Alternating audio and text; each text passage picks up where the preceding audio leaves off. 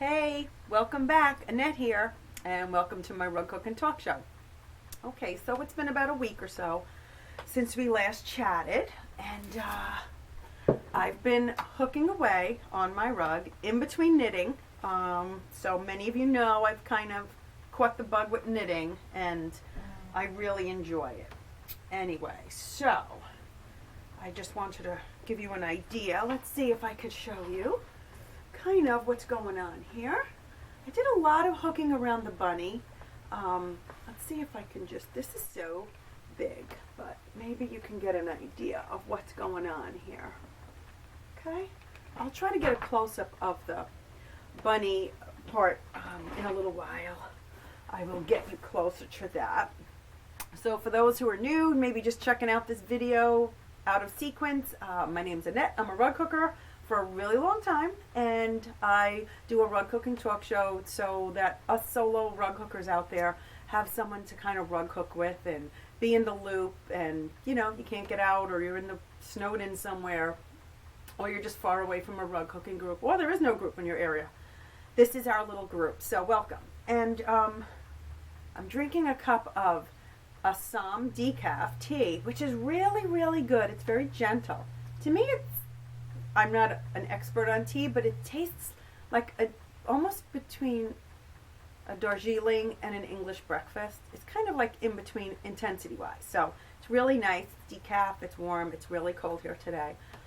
But the Northeast is on the rise. So I don't know. I'm hoping the snow is not coming back anymore.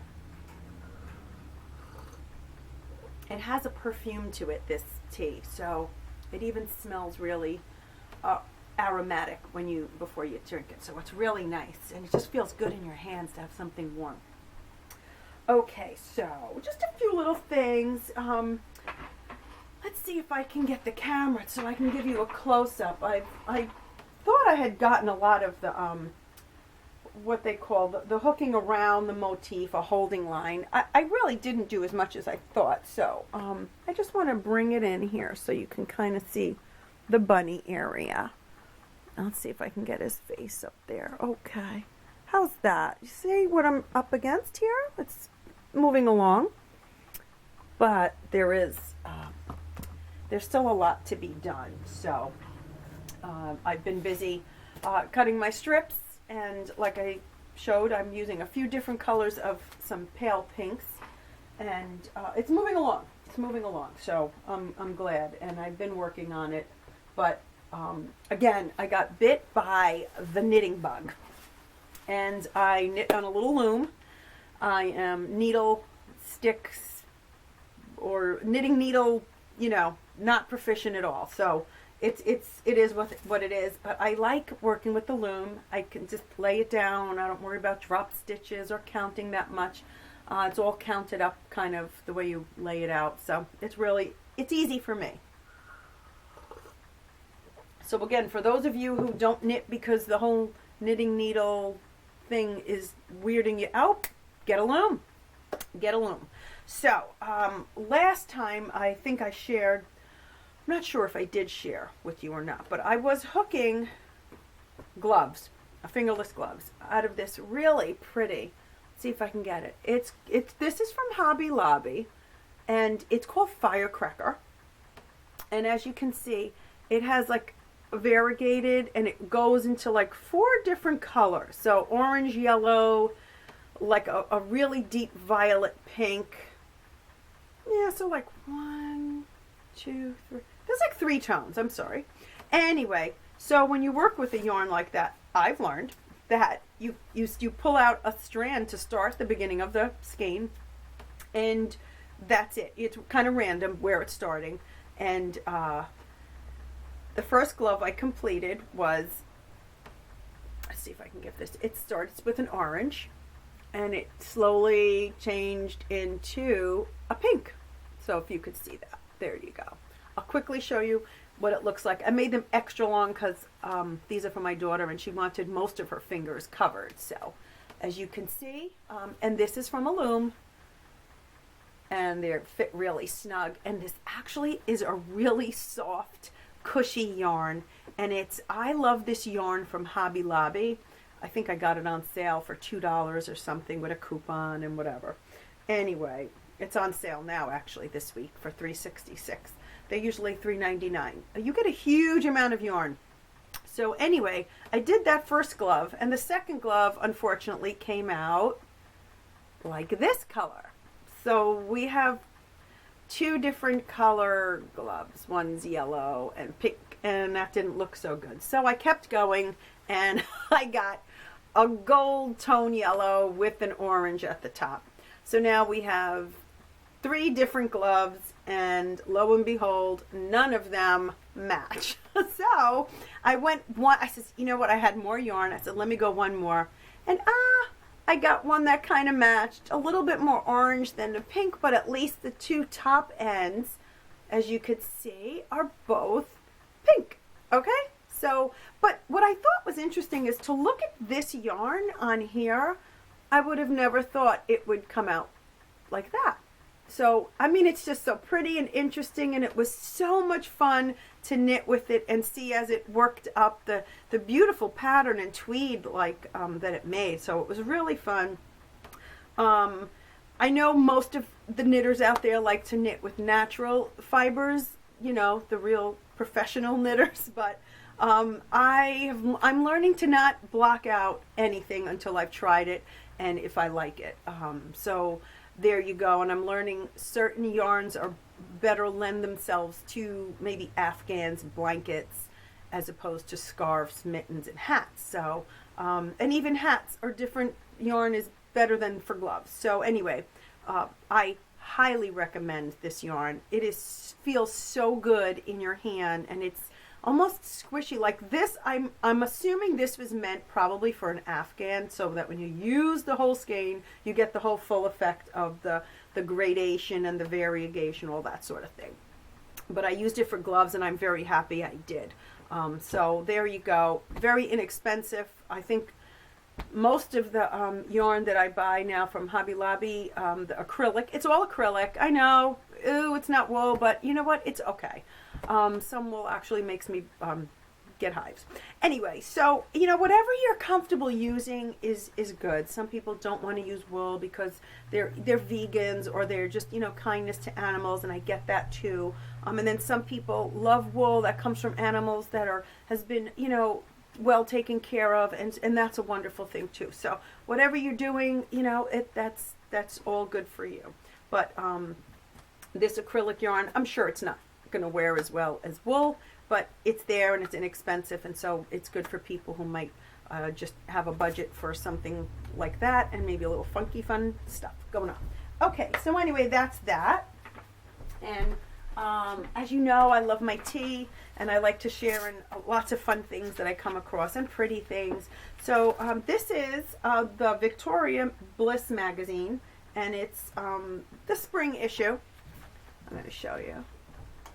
As you can see, flowers. Yes, flowers on the front, flowers on the back. But as I didn't get to read all of it, but what I did flip through, I was like, oh, this is so nice. I'm going to share with the group. And it's just a table setting set with tea, just for a beautiful springtime tea. And I just thought it was so pretty. And so there you go. I can't show too much, obviously copyright and all that fun stuff. But if you get a chance, these are my favorite things that I share with you, by the way. These are magazines that I've been getting for a gazillion years and love them and will never probably stop. And I just love to get them, and you sit with a nice cup of tea and you read through, and they just got the most beautiful pictures, and they're inspiring, and they give you ideas and wonderful little recipes in the back. So that's one magazine. I did try a new magazine. Now, I don't know if I've shared this one with you, and so I apologize if I have, and I'm being repetitive, but I received this one, Creative Knitting. I didn't continue with it. I like it. I'll get it probably if they have it at the library, but I've just got so many magazines, and but this one's really nice. And in there it did have this. I'm not a purple person. I never really liked purple, but I'm trying to start getting into the plums and the purples because they are so pretty. And I think we tend to shy away from them as opposed to like neutrals and grays and browns and blacks. But anyway, I just thought it was so pretty, and it was just like the ear warmer with the fingerless gloves. So if you're a knitter and you kind of like that look, this is in Creative Knitting, and it is displayed on, well, it says till January, but mine just came not so long ago. Anyway, so there it is, Creative Knitting, and they've got really, really nice, interesting things about yarn, a lot of different patterns for beautiful shawls, and there's one in there that is just stunning. Again, I can't show you too much because of copyright stuff, but anyway, so there you go. I just wanted to go ahead and share that stuff with you. And let's see, what else is going on.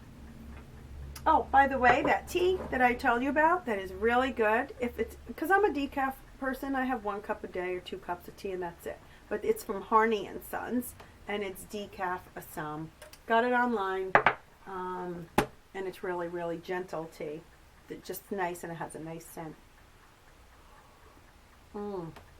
Okay, so back to my rug hooking. I'm striving to get this done, and I'm striving to get it done because, you know why? Because I'm already thinking of that next rug. And isn't that what happens? We kind of love what we're doing now, but then we're all of a sudden, you know, something inspires us and we see something else and we're like, oh, wouldn't it be great to start that? And you know what? Those ideas are constantly, got a little stuck here, constantly flying around in our heads. I mean, that's what we do. You know, when you rug hook or you just do any kind of creative outlet, I think something inspires you and you're off and running. And that's good. That's what we're supposed to do. And I would love to have this done. I would love to have this done soon. So I keep going from holiday to holiday. Now I'm moving actually into Easter, and I'm hoping it's done for Easter because I figured, well, for the bunnies and the butterflies, it's probably a good spring rug, and that'll inspire me. But what happened was I'll be honest, I've been knitting, and obviously you can't do 2 things at once. So my hooking kind of took a little back seat. But now what I do is I made a little deal with myself. I'm actually making deals with myself. It's getting that bad. I'm not allowed to knit unless I've hooked. That's the way it's got to go, because otherwise it won't get done. It won't happen. So I do those little things. Like I can't do this until I do this. You know, can't have the chocolate until I've done my exercise. And I don't like to exercise. So, but I am enjoying this rug a lot. And like I said, getting to that background part is just it's kind of relaxing.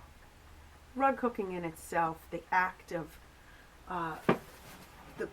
the actual hooking part is very enjoyable. And like I said before, if it's not enjoyable and you are struggling, you either need to reevaluate the hook you're using or the cut of yarn for that hook. You know, sometimes people like that big wide cut. I enjoy working with a wider cut than a thin narrow cut, but it's probably not that wide. I'm thinking about 1/4 of an inch or so.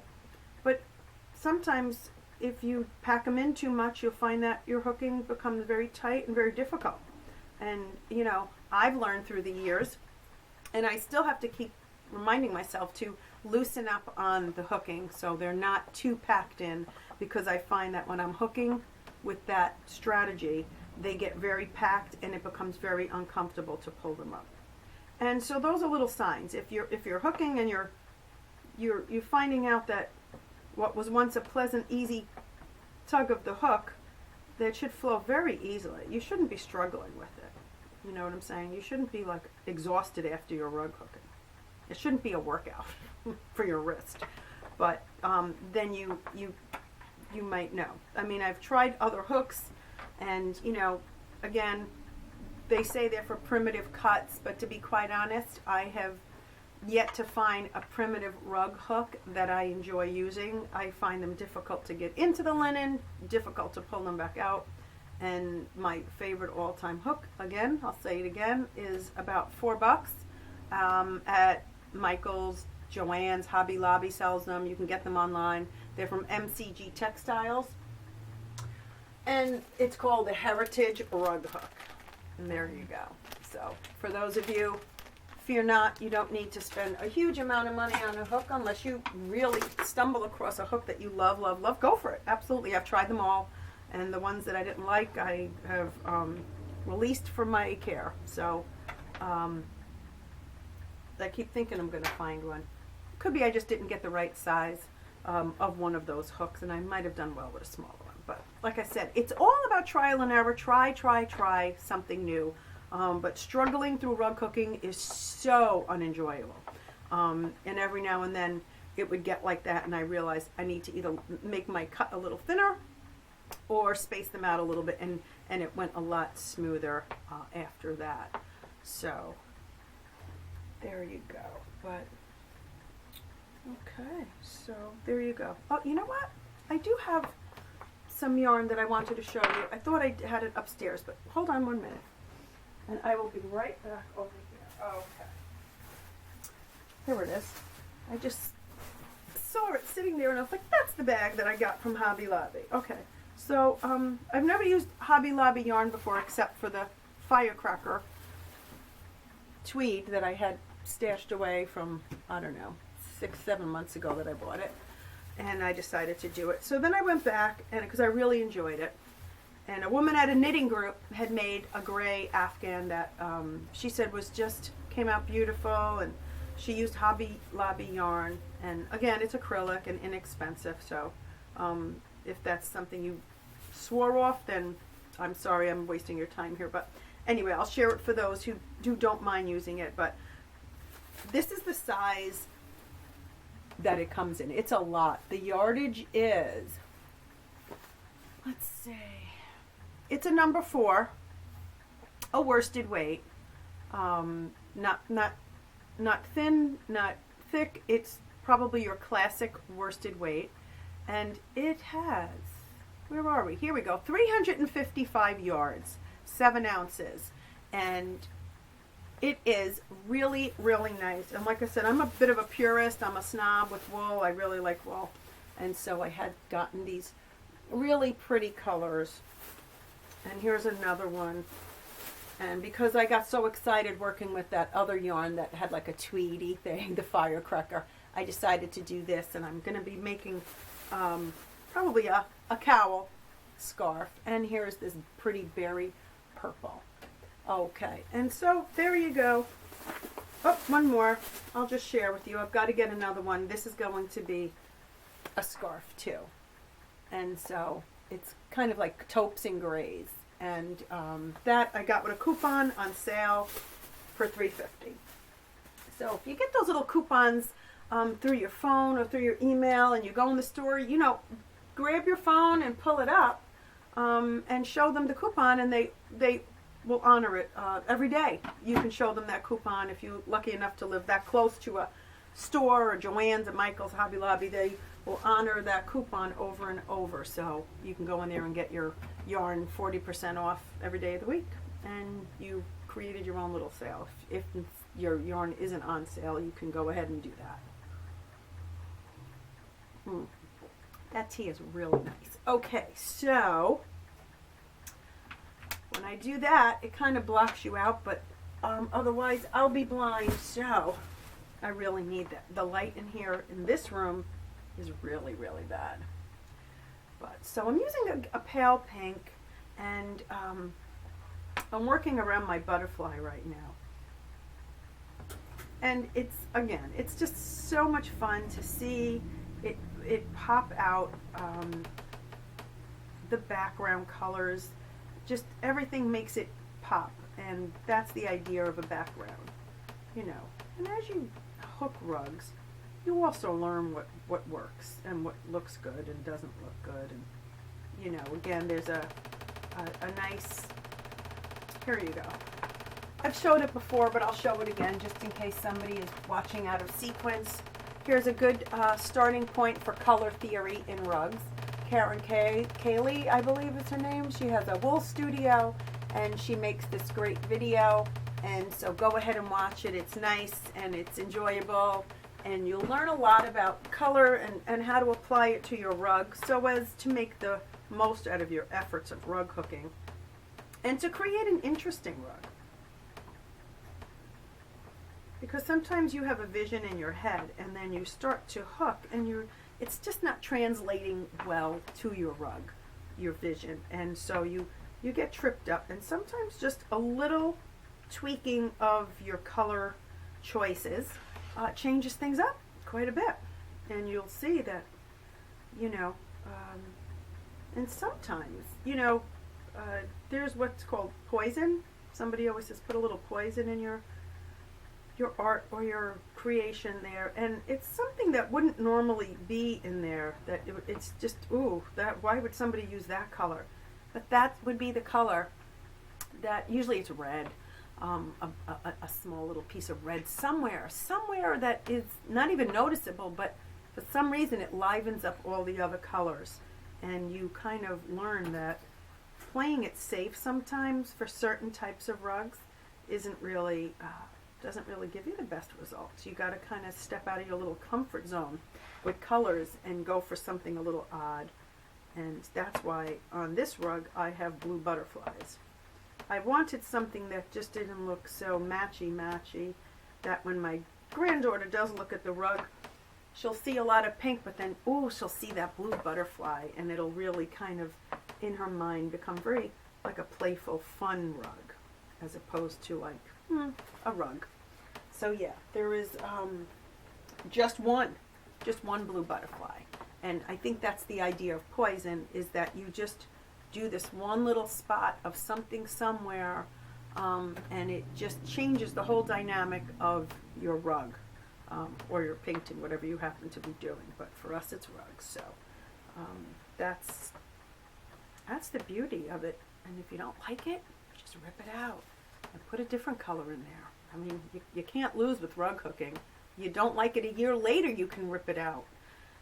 I mean, it's wonderful. It's the best craft that I think will give you many, many years of enjoyment. So if you are new to rug hooking, welcome. Welcome to a craft that will just add so much enjoyment to your life that it will constantly be on your mind. You'll go to sleep thinking about rug hooking and designs and colors and dyeing and all that. Same thing with knitting. Knitting, you see wool and you right away you want to create something with it. Well, the same thing with beautiful yarn wool for rug hooking, because there is such beautiful wool, and they have a beautiful website, Seal Harbor Rug Yarn. If you haven't gotten to it, go visit. She's now doing beautiful variegated colors, and she has a green on there that I saw that I love. It's like a medium green, pine green, and then there's like almost like a lime green running through it, and it is just so. All I kept thinking of, obviously, trees. Those would make some awesome trees on a rug, or leaves, without doing much, because I think people who hook with yarn sometimes they assume that this is as good as it gets. I have one color yarn, but now with all the beautiful variegated colors that are becoming available with yarn, you can create a lot of depth in your rug with yarn too. So go for it and visit Seal Harbor Rug Yarn. She's got a great sale going on. She's got grab bags of yarn in similar colors, and she's got it by the pound. She's got variegated grab bags, so go and check it out, because she's got some really good prices, and you will not be disappointed with her yarn. It is beautiful. It is tightly woven. It will wear forever and ever. So I put my stamp of approval on Seal Harbor Rug Yarn. So absolutely go and take a look at that. So I'm going to just give you a quick look right now of the butterfly as it's getting done, so you can kind of get a picture of it before we wrap up. There you go. Okay, and that's the border. Different color border all around with different darker pinks. There you go. Okay.